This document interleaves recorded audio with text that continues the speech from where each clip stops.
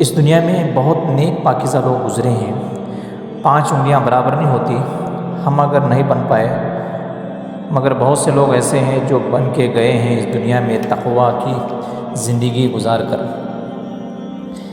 امام احمد بن حنبل رحمۃ اللہ علیہ بیٹے ہیں، بیٹا بھی پاس ہے ان کا۔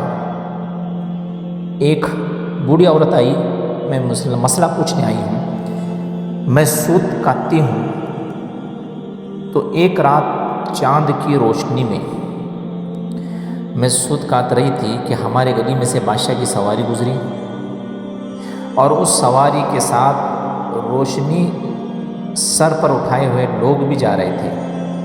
مجھے پہلے خیال نہ آیا، میں سود کاٹتی رہی۔ جب وہ گزر گئے تو مجھے خیال آیا، او ہو، میں نے تو ان کی روشنی میں سود کاٹا اور روشنی سے فائدہ اٹھایا ان کی، تو اب یہ سود میرے لیے جائز ہے یا نہیں؟ اللہ اکبر۔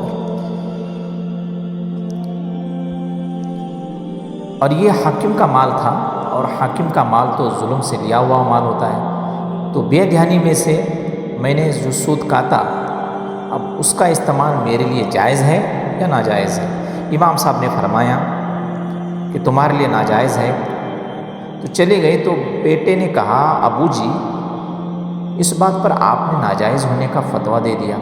تو فرمایا ہاں، پوچھنے والی کا مقام تو دیکھو کہ کیا سوال پوچھ رہی ہے، اور دیکھو کہ یہ کس گھر کی عورت ہے۔ تو بیٹا پیچھے پیچھے چلا گیا، تو آگے گیا تو وہ حضرت بشر حافی رحمۃ اللہ علیہ کے گھر میں داخل ہو گئی۔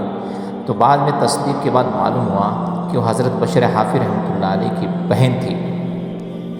سبحان اللہ، اس گھر کی عورتوں میں اللہ نے ایسا تقویٰ اور ایسی پرہیزگاری رکھی ہے، ایسی زندگیاں بھی لوگ گزار کے چلے گئے۔